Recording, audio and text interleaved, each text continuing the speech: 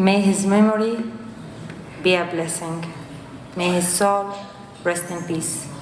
Refuses to be forgotten, even in the face of unimaginable loss. Hamas not only took the life of Bipin Joshi and extinguished his pure soul, but also inflicted deep and prolonged suffering on the family he left in the far west of Nepal. The victims included not only Israeli citizens, but also foreigners from countless countries, such as Nepal, United States, and Thailand.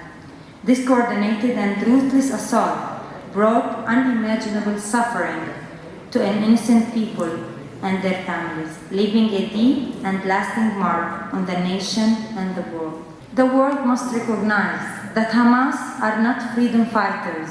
Abducting 9-month-old baby is not freedom fighting. Murdering Holocaust survivors is not freedom fighting. Slaughtering retirees is not conflict resolution. Hamas is a terrorist organization whose sole objective is to eliminate Jewish communities around the world, as well as their Israeli neighbors. From its inception, Hamas has never truly cared or represented the interests of Palestinian people. Its actions are driven by ideology and terror, not justice and peace. Distinguished guests, I invite you to envision the most terrible monster your mind can conceive, one whose cruelty knows no bounds. Now, magnify those acts of evil, and you may begin to comprehend the horrors conflicted by Hamas on October 7th upon the people of Israel in the Gaza envelope. These are not merely my words. They echo the voices of those who first arrived at the scenes.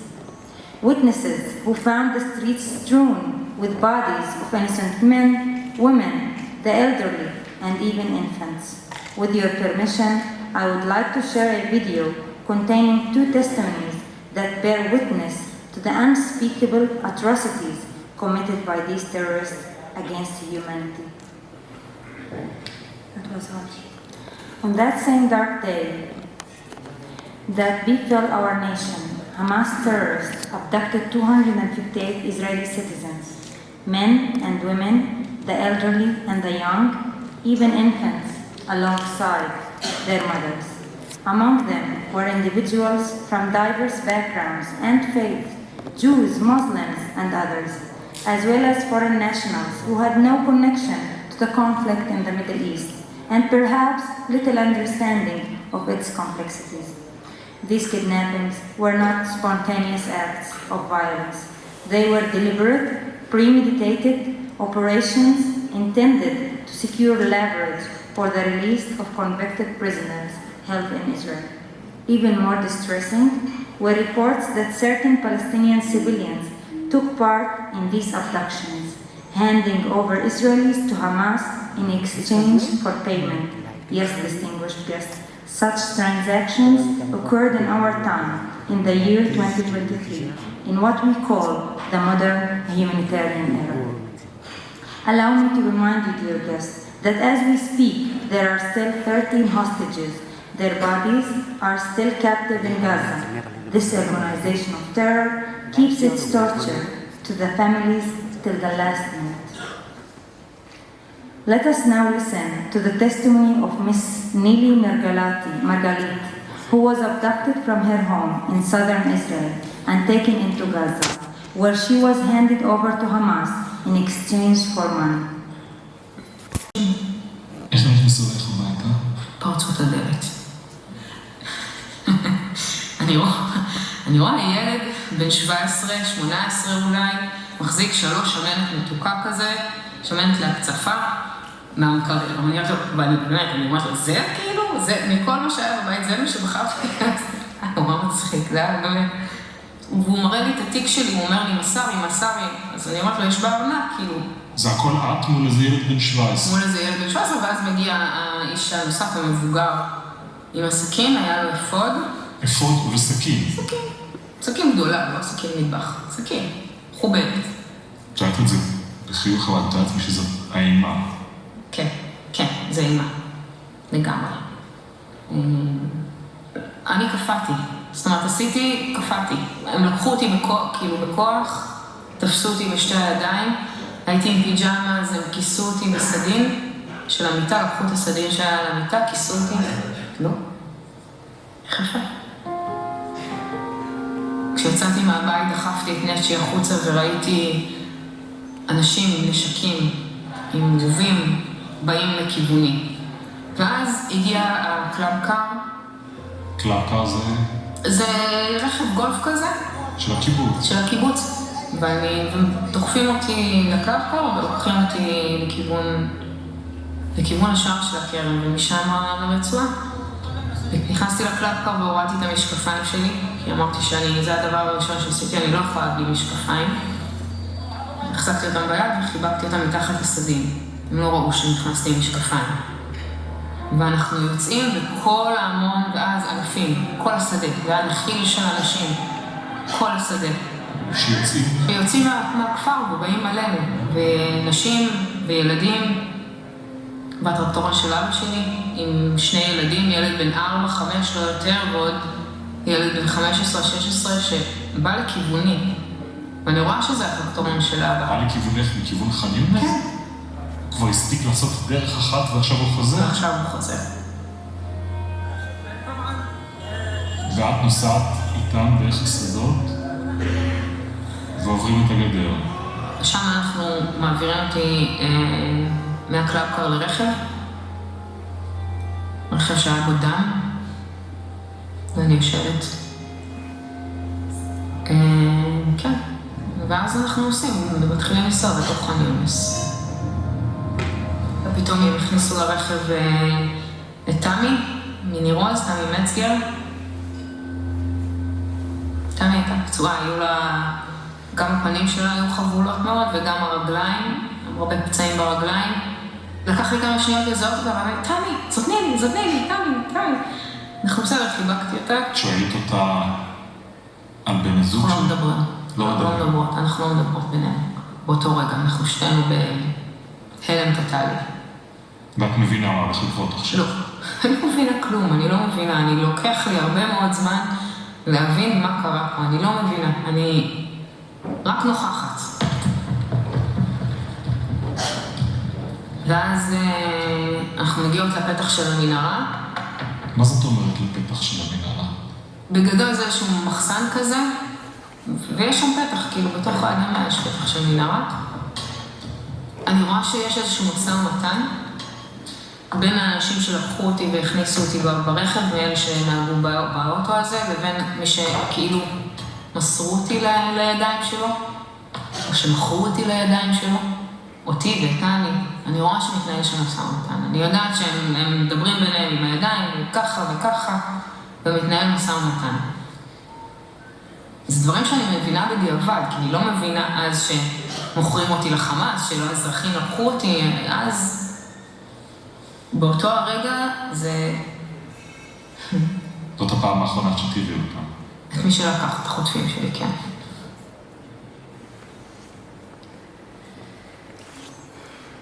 Every year, on June 19th, the United Nations observe the International Day for the Elimination of Sexual Violence in Conflict, a day dedicated to raising awareness and condemning the use of sexual assault as a weapon of war.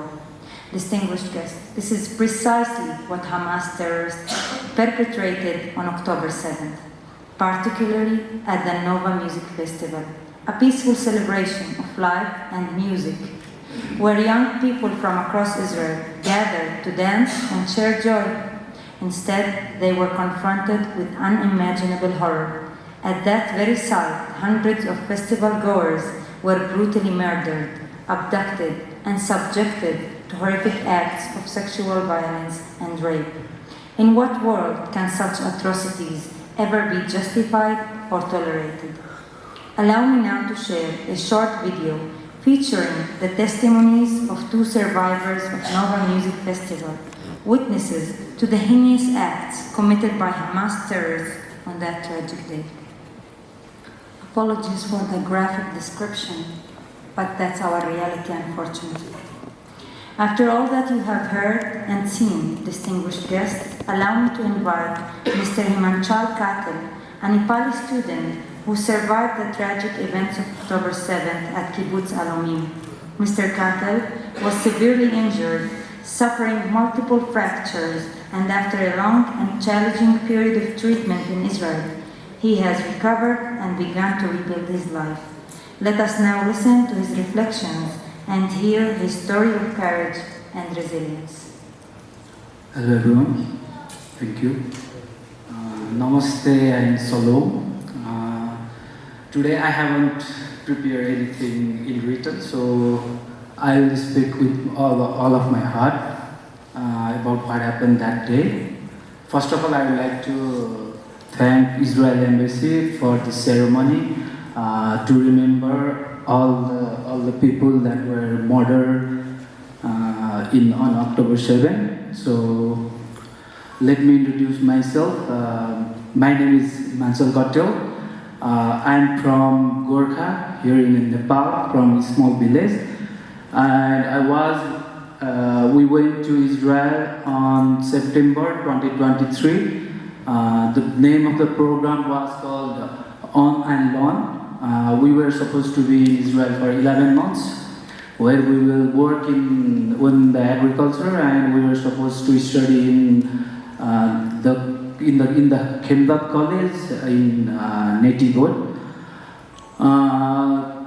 After we reached Israel, we started to work in Kibbutz Alomim, and the days were normal until October 7. We were on the morning of October 7. We were sleeping in our bed, and suddenly we heard a siren, and then we ran into the Migunit. It's called. This is what they called in Hebrew. And then after some times, we were attacked inside the Megunit, and they threw grenades inside our Megunit, and several of my friends were injured, and I was injured too on that day. I was shot 3 times, and one in my left finger, one on my right shoulder, and one on my chest. And after waiting for almost 7 hours, I was rescued, and I was in hospital for almost a year. I was in and out from the hospital, and I was doing rehabilitation. And I still have 2 bullets inside my body right now as well. And during my time in the hospital, I met a lot of people from Israel and from Nepal who are in Israel, and they helped me a lot, and it makes me motivated to continue my study in Israel as well. Right now I am doing my master's there in Hebrew University. So thank you so much for that, and I would like to mention some names from our former ambassador Aanand. He helped us a lot when we were in hospital, and Professor Chaim Saked, and many more from Israel and from Nepal who were in Israel. If I mention like every name, then it will take me a day to mention every one of each and every one of them. And I would like to remember all of my friends who were murdered that day. This thing you can see here. And I would like to remember my brother Bipin Joshi as well. If it wasn't for him, then I would not be here standing in front of you in this podium. He saved many lives. Out of 17, now we were 6 people who are alive from Kibbutz Alomim, and it was because of him. So I would like to request all of you to clap for him if you can. Thank you so much. And what I saw that day, it was so horrific. Like I can't even imagine. Like I was grew up here in Nepal, and I have seen people like we were peaceful people, and I haven't seen people like that. And when I saw them, like they were killing people and they were celebrating it, and it doesn't matter to them whether they are from which nationalities, because like two of our friends went outside and they surrendered, and they told them that they are not from Israel and they are from Nepal. They were the first one. These two, Dipesh and Ganesh, these two were the first one to get murdered, because it doesn't matter to them, and it was a very horrific experience. But I'm recovering from it now, and physically, and I am almost done with my hospitals.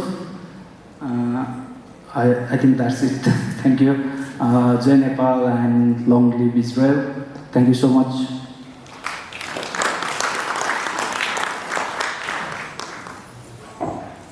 Thank you so much, Mr. Tatel. We really wish you fast healing recovery for your soul and for your body. Now please allow me to invite Mr. Basnath Raj Best to the stage. Mr. Best is the biological brother of the late Mr. Dipesh Raj Best, who tragically returned to his homeland not as a young graduate full of dreams and promise, but in a coffin. His life, filled with potential and hope, was cut short, and for this loss, there is no one to hold accountable but Hamas. Let us now hear Mr. Best's reflections and his words in memory of his beloved brother. Thank you very much. Hello everyone.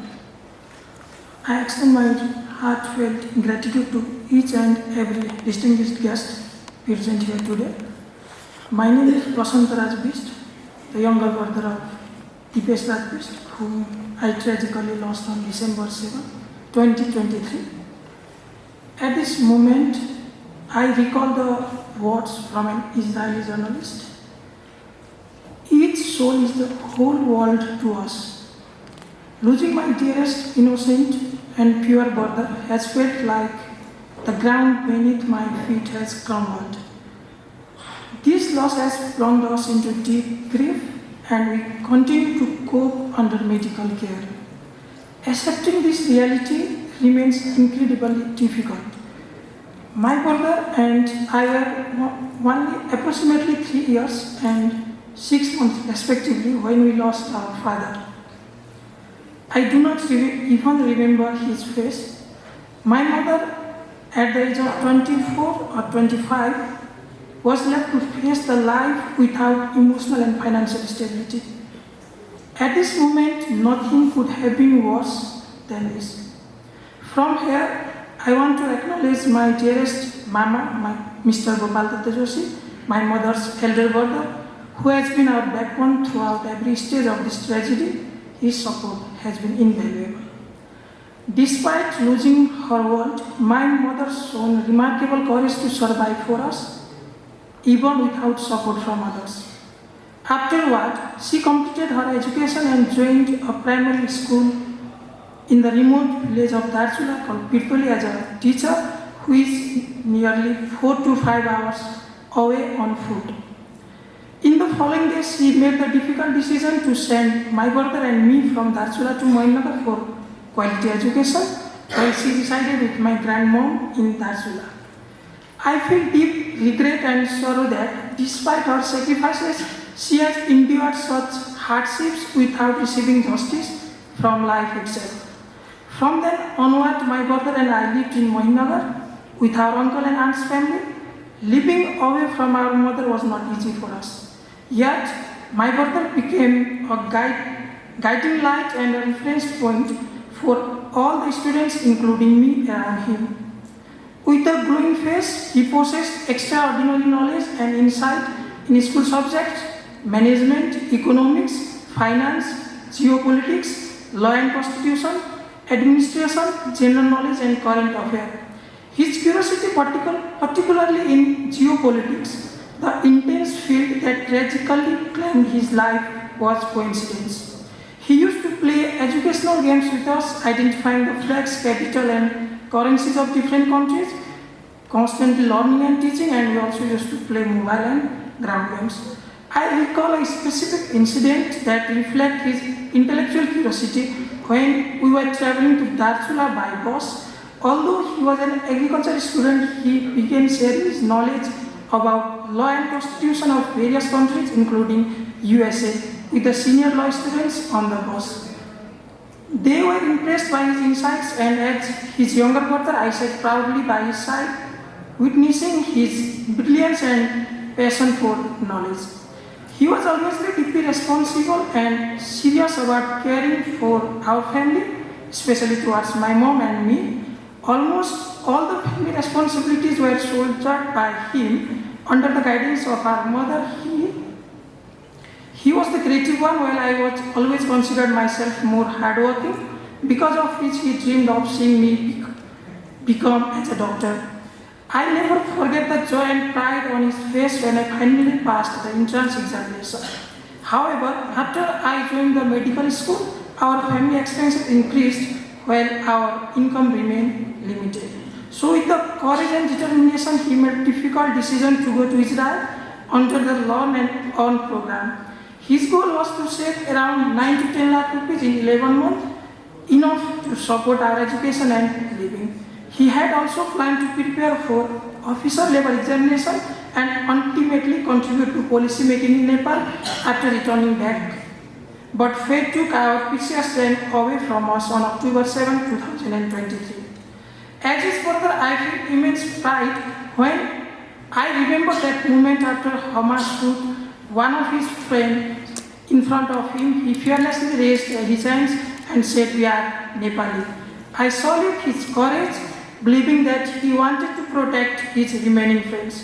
At the same time, I salute another brave soul, Bipin Joshi Dai. Both of them had the option to run and hide. They could have chosen safety, but they didn't. They stood with bravery and humanity, and for which we must honor their supreme courage, even though we lost our lives. Since that tragic day, our lives have been shaken. We are living every moment unconsciously struggling to accept this painful reality.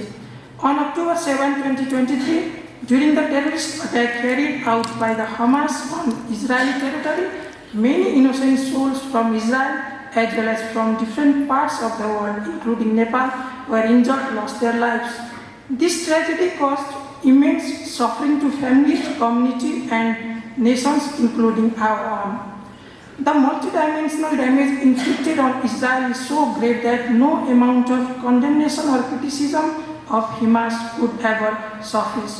We firmly believe that during and after this horrific attack, the government of Israel's role in defending the humanity has been widely recognized and deeply valued by the people and communities around the world who stand for justice and human rights. In the face of an unimaginable events of October 7, the government of Israel has taken sincere and compassionate steps to provide support and comfort to the affected individuals, their family, and the nation as a whole. On the behalf of Nepali community, I express our heartfelt gratitude to the government of Israel, people of Israel, and the Embassy of Israel. Furthermore, the generosity and the goodwill shown by the Embassy of Israel without hesitation in extending assistance have become a profound source of inspiration for the global community. On the behalf of Nepali society, I extend our sincere appreciation and deepest respect to the embassy, people, and the state of Israel. At the same time, when small groups driven by the narrow interests are continuously attempting to disrupt the peace, security, and the stability worldwide, we hold the expectation that the government of Israel will continue to take decisive actions in the favor of global peace and humanity, moving towards the goal of eliminating such terrorist group entirely. In this noble cause, we pledge our full support and solidarity. We strongly believe that Israel is the nation that upholds the highest values of humanity. If Israel continues to lead the efforts to establish the global peace, it will undoubtedly serve the best interests of all the humankind.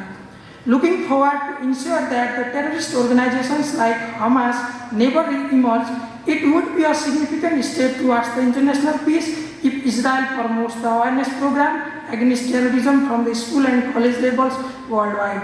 On behalf of ourselves and our families, we wholeheartedly commit to supporting such initiatives in Nepal in every possible way. I respectfully request the Embassy of Israel and the Government of Nepal to hear our collective voices regarding the establishment of charity-based non-profit organization in remembrance of 11 innocent souls we lost on October 7. I urge this organization to work nationwide in the areas of peace, education and health, and on the behalf of victims, I assure our full support for this initiative.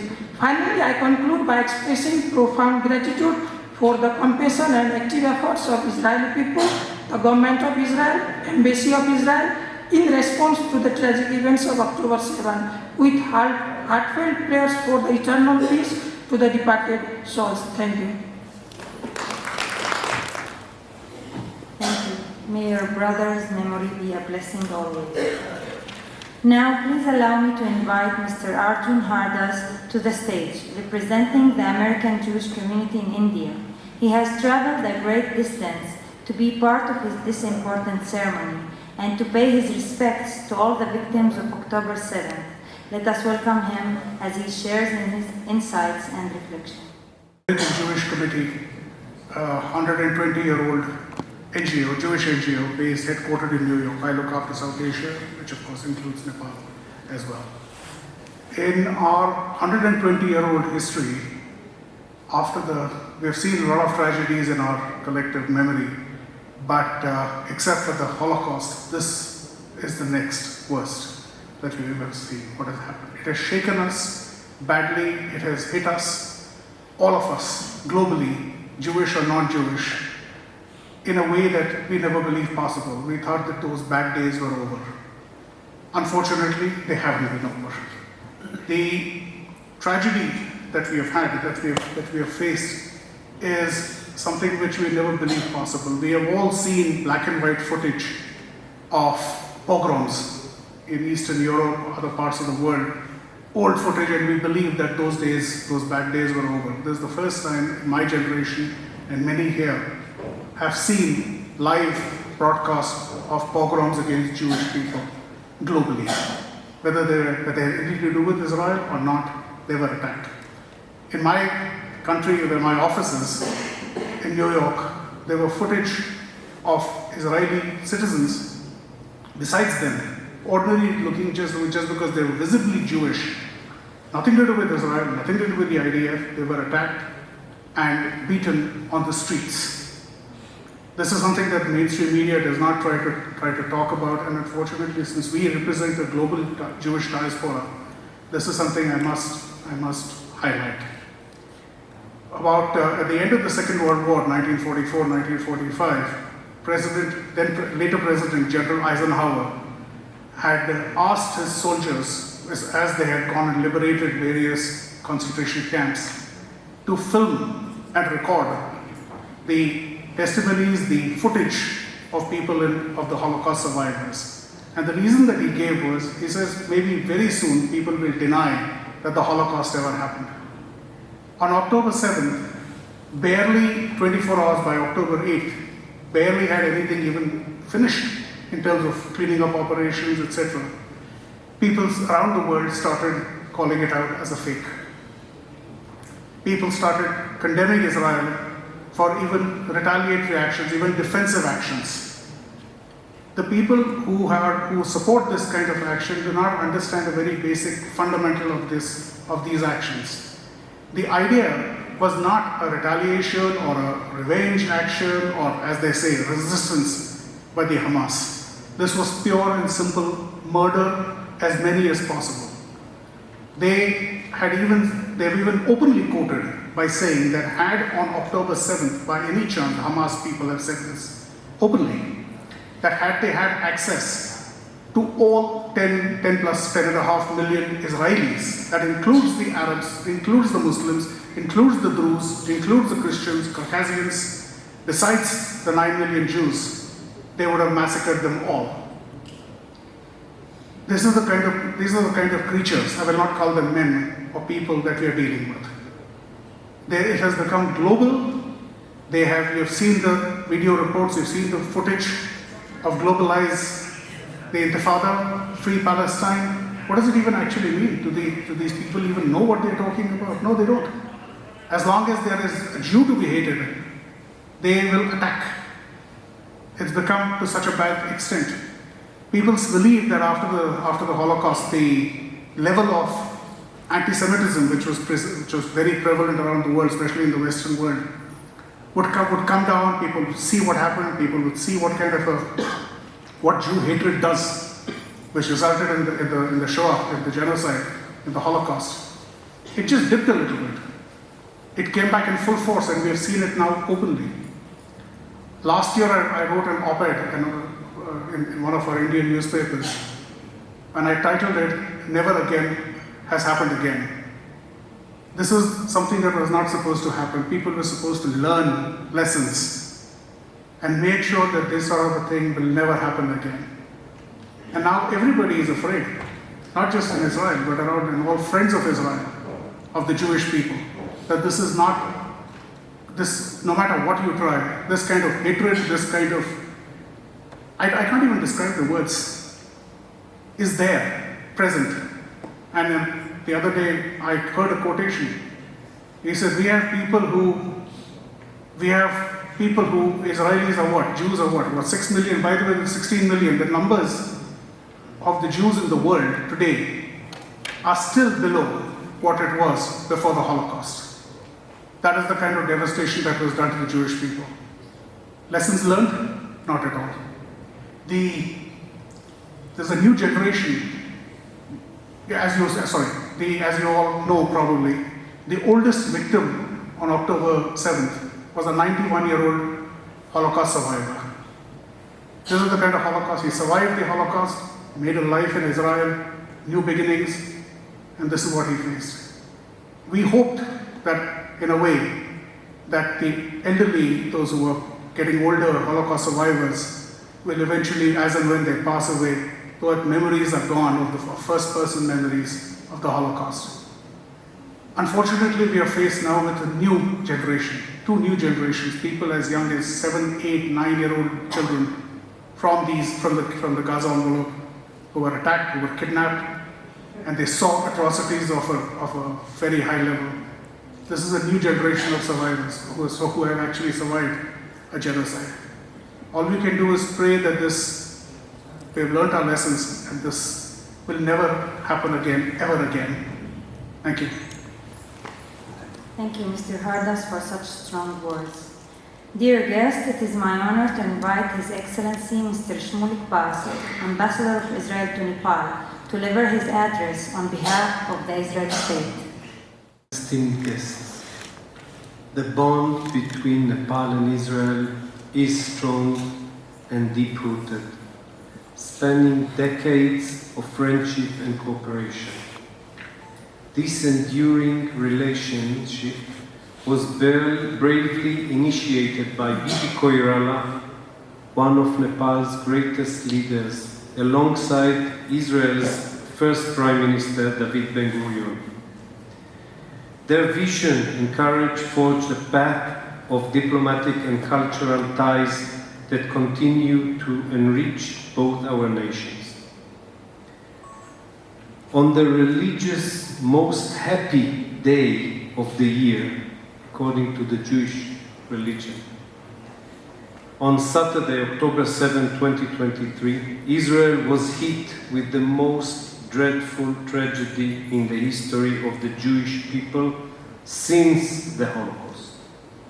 The Hamas terror organization, together with other jihadi terror groups, launched one of the most barbaric attacks on humankind, slaughtering babies, toddlers, survivors of the Holocaust, among many other old people, women, youngsters, entire families wiped from earth.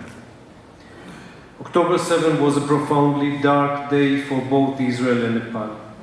On that day, Nepalese students who had come to Israel with hopes of building a better future, pursuing higher education and fulfilling their dreams, were tragically affected by horrific violence. Their pursuit of progress, so full of promise, was cruelly shattered. We honor and will forever remember the courage and strong spirit of these young students. In the first year of my term as ambassador, I visited 6 of the 11 families affected by this tragedy. In the coming weeks, I am committed to visiting the remaining families to stand with them in their grief and show that they are not alone. The despicable acts committed by Hamas did not discriminate. They targeted innocent people regardless of nationality or religion.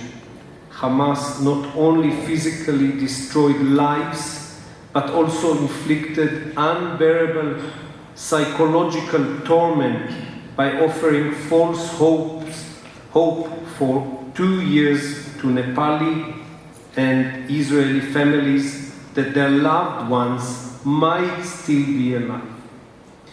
This brutal attack has permanently linked the fates of our peoples.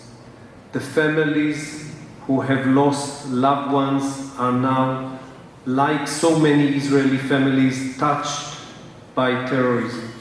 Together we grieve, and together we will act to honor and protect their memory. Israel has always upheld a principle of equal care and justice for foreigners who suffer harm on our soil. We treat kidnapped and murdered foreigners with the same dedication and respect as we do our own citizens. And this principle will continue without fail. We strongly encourage Nepalese students and workers to continue coming to Israel to pursue education and employment.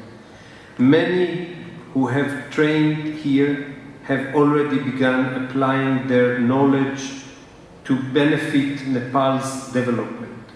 We have also connected with more universities that are beginning to send students under this important program. To university heads with existing agreements with Israeli institutions, I urge you to actively encourage your agriculture students to participate in these exchange programs. Failure to do so will harm not only your students, but also your university and ultimately Nepal's economic and technological progress. Nepal's future depends on embracing these opportunities. We attended Bipin's funeral with great honor because supporting the families of those murdered is a solemn duty we share. This loss is felt deeply by all of us, and their memory demands that we stand united in compassion and strength. To honor those we lost, we are committed to establishing a memorial at the Israeli Embassy in Kathmandu. This memorial will serve as a lasting tribute and a reminder of the courage and dreams of the students we tragically lost. The Embassy stands with you, our partners, friends, and family in every way. We are here to listen, to help, and to support the community as we heal together. We will never forget the Nepalese students who came to Israel with hope to learn, to grow, and to return home with knowledge to build a better Nepal. Their brutal murder is a painful wound, but their legacy will inspire us to work tirelessly for peace, progress, and solidarity. Thank you.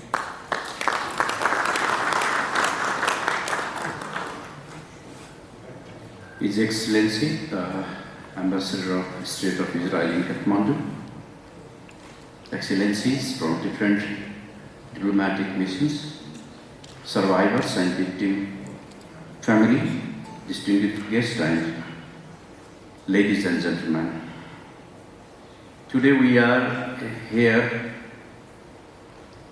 to pay our tribute to all the victims who lost their life in October 7 terror attack.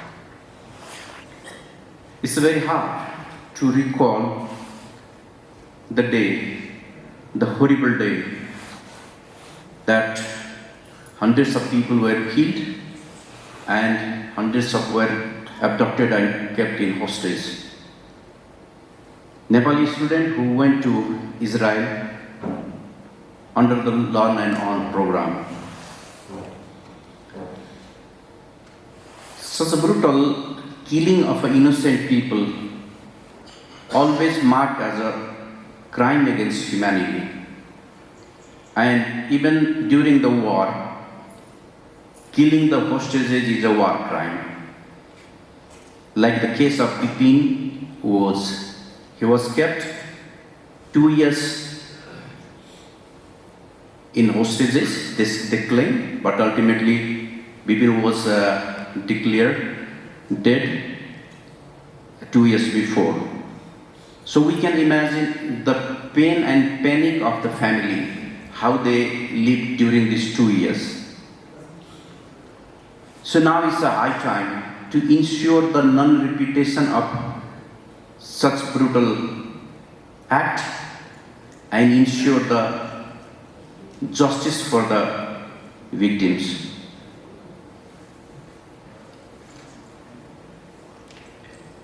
I would like to thank particularly the ambassador and the family of Israel Embassy who paid great gesture by attending the funeral procession of Bipin Joshi, by all the way going to Mahendranagar. Such an empathy might help to healing process of the pain and grief of the family. I personally appreciate and honor your great gesture, Your Excellency. For the victims, what I can say that we cannot bring back your family member, but we can keep their memory, and as earlier said that they are going to establish an organization. Through that organization we can contribute to carry on what the dream they had. Particularly in Eastern philosophy, the birth, death and rebirth are considered as a cycling process. At some point, by your karma, people get enlightened, or we say that nirvana or moksha. So we can to take our healing process, the grief healing process on that way also. It's believed that the death and birth are already written, and that is that under the divine law. So what I can say that we can feel the pain and grief of the family, but we cannot change the divine rule. Including Bipin, those who are killed were brave enough, as earlier said, that they saved other 6 people's life. And let's pray for their heavenly abode. Now I would like to say that the peace has no alternatives. So let's hope that the recent peace accord will bring a permanent peace in the region, and may the justice prevail to the victims. Finally, although this is a memorial ceremony, but I take this as an opportunity, an initiative for the global peace and justice. Thank you for this. Thank you very much for inviting me to participate in this event. Thank you very much.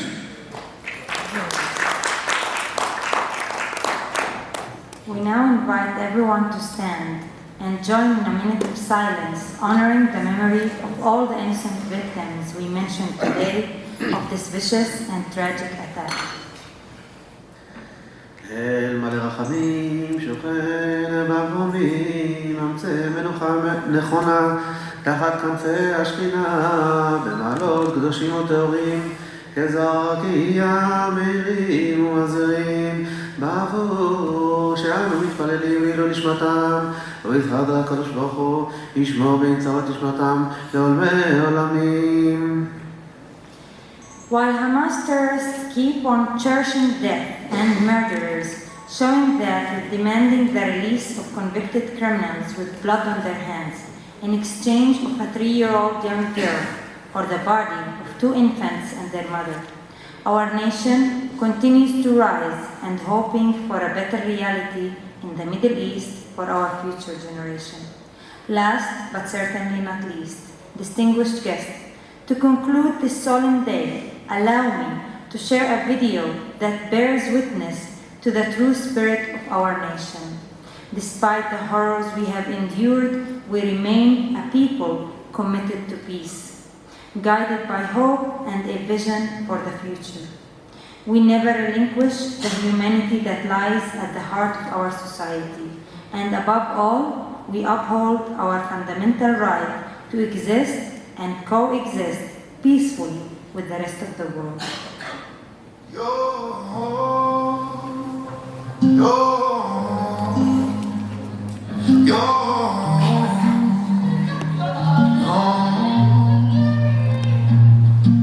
Our heroes, the courage ablaze, gave us inspiration for all our days.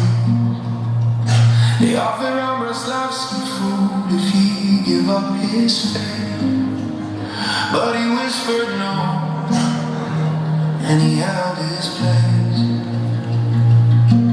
For 2 long years without the sky, he said, I just wanted to see the sky. And when he came home, the world replied, sending photos of heaven, blue and white, across the world. The message flew on this sky shines black. They acted like a big king. I know the king came, gonna get my own, and you cleave to Hashem, your God. You are all alive today. And we strode high, our Jewish soul not die. Even in tunnels, our souls reach the sky. We walk through the fire, but still we rise. In Israel, in Gaza's dark tunnels, Saddam burger lit a small flame, refusing to cook on Shabbat in God's name. She kept kosher through hunger, she prayed through the pain, she fasted on Yom Kippur and sang once again. And when she came home, she said so plain, I chose the path of faith, and in the path of faith I returned. In Israel, the Jewish soul died for hunger and heartbreak. We still spit the fire from Egypt to Gaza, from ashes to light. Our children of faith still bless the night. And I live here,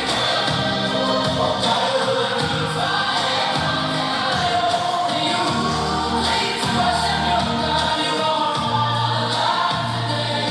Oh, I'll go merchant, so they say. Press this button, collapse a building, your IDF brothers will die. He looked in their eyes and gave this reply, then shoot me in the head, I have no intention of doing it. He missed the Shabbat, he missed the song, but even with evil, he knew where he belonged. Daily Sharabi, he lost his whole family, but guarded his soul's flame. He told us with pride, with trembling name. Every Friday night, we tried to make killers, we didn't have a wine, so we used what we had. Salty, brackish water, and the angels whispered over the dirty water. Jews don't just keep Shabbat, Shabbat keeps the Jews. They turn hard, was starving and sick.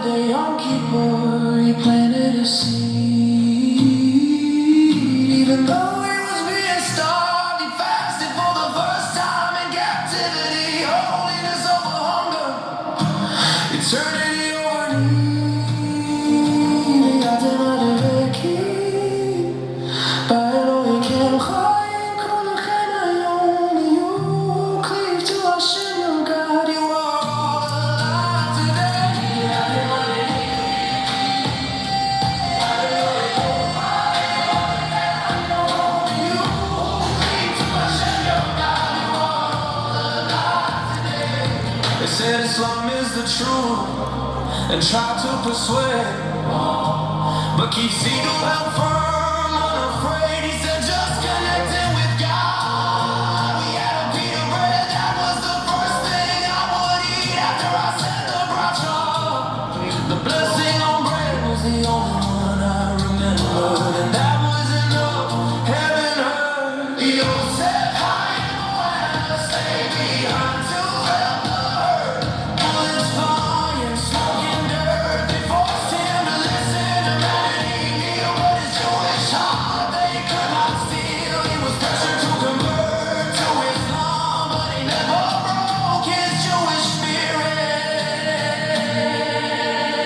spirit. Such a true fall of told the world what he came to know. I found God in a terror tunnel. I want people to thank God for what they have. When a person feels good in their heart, it's good for others too. It radiates.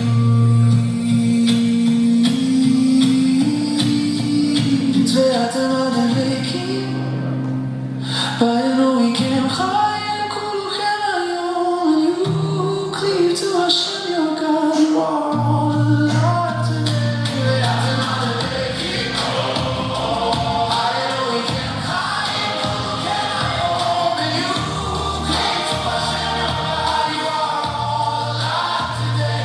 Israel chai, we rise, we return.